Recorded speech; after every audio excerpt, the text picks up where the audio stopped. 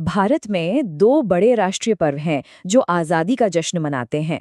और ये बात सच कहूं तो कभी-कभी थोड़ी कंफ्यूजिंग हो सकती है। तो आज हम इन्हीं में से एक की दिलचस्प कहानी को समझने वाले हैं, और वो है हमारा गणतंत्र दिवस। तो सबसे पहला और सबसे बड़ा सवाल यही उठता है, भारत के दो स्वतंत्रता दिवस आखिर हैं क्यों? ये एक ऐसा सवाल है जो हम में से कई लोगों के मन में आता है, और इसका जवाब वो भारत के इतिहास के बिल्कुल दिल में छिपा है। चलिए इसको एकदम आसान शब्दों में समझते हैं। देखिए, 15 अगस्त 1947 ये वो दिन है जब भारत को ब्रिटिश राज से आज़ादी मिली। सिंपल। लेकिन 26 जनवरी 1950 को कुछ और ही बड़ा हुआ।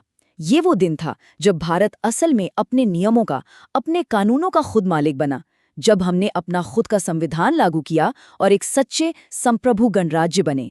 मतलब एक ऐसा देश जो अपने फैसले खुद ले सकता है।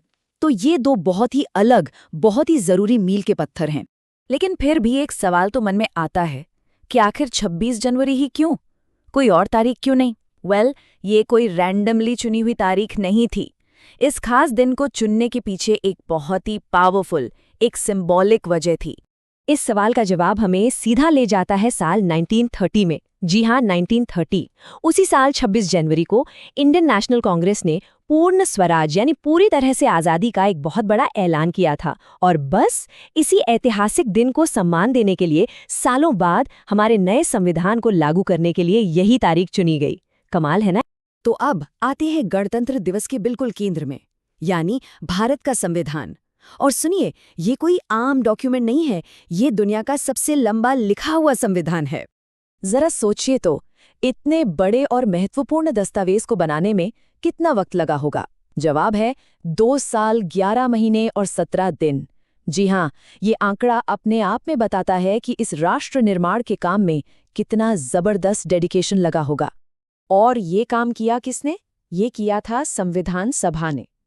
इसमें शुरुआत में 389 सदस्य थे।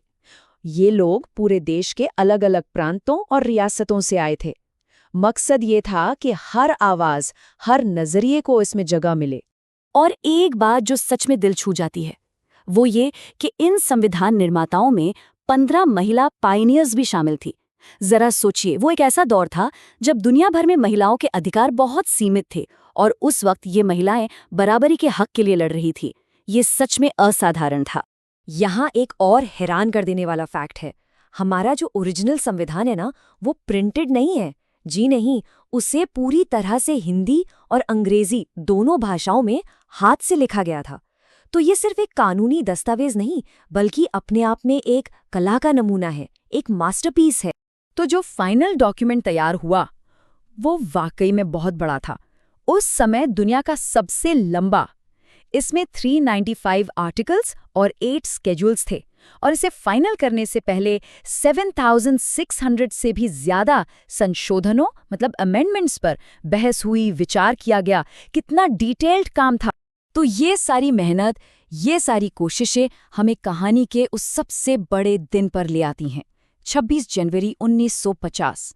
वो दिन जब हमारा संविधान लागू हुआ और सही मायनों में एक राष्ट्र का फिर से जन्म हुआ। जरा उस ऐतिहासिक दिन की घटनाओं को इमेजिन कीजिए। सुबह के 10:18, भारत को ऑफिशियली एक संप्रभु गणराज्य घोषित किया गया। ठीक 6 मिनट बाद 10:24 पर डॉक्टर राजेंद्र प्रसाद ने देश के पहले राष्ट्रपति के तौर पर शपथ ली। और फिर 10:30 बजे 31 तोपों की सलामी के साथ एक नए युग की शुरुआत का ऐलान हुआ। रोंगटे खड़े कर देने वाला पल रहा होगा वो। अच्छा, आज हम जो भव्य परेड देखते हैं, पहली परेड उससे काफी अलग थी। बहुत ही सादगी भरी। वो किसी बड़ी सड़क पर नहीं, बल्कि इरविन स्टेडियम के अंदर हुई थी। आज हम उसे मेजर ध्यानचंद नेशनल स्टेडियम के नाम से जानते हैं। और जानते हैं, उस पहले जश्न का फोकस दिखावे या भव्यता पर बिल्कुल नहीं था। समारोह कल्याण उन्मुख थे। मतलब उनका ध्यान उन लोगों पर था जिन्हें इसकी सबसे ज्यादा जरूरत थी। बच्चे और वो परिवार जो पार्टीशन की वजह से बेघर हो गए थे। मिठाइयाँ, खिलौने, यादगार प्लेटें, ये सब बांटा गया। ये उम्मीद और देखभाल का दिन। और आपको पता है, इस पूरे पहले गणतंत्र दिवस समारोह का कुल खर्चा कितना आया था? सिर्फ 11,093 रुपए। जी हाँ, 11,093 रुपए। आज के समारोह के मुकाबले ये आंकड़ा कितना अलग है ना?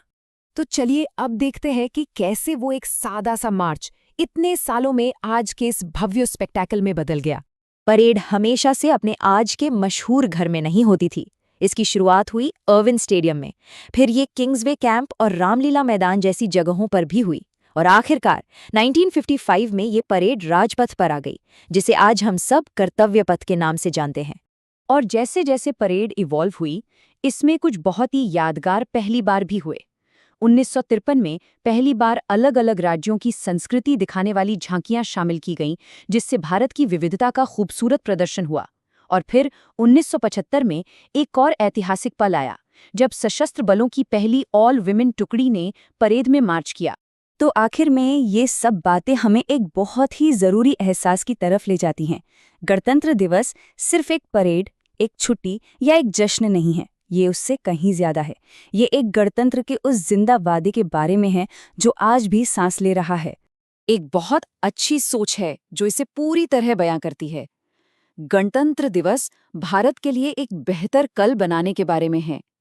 ये हमें याद दिलाता है कि आज हम जो फैसले लेते हैं वही हमारे देश का भविष्य तय करेंगे।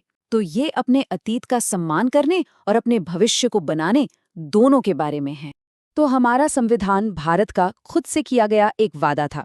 आज 75 साल से भी ज्यादा समय के बाद सवाल वही है, उस वादे का अगला चैप्टर क्या है?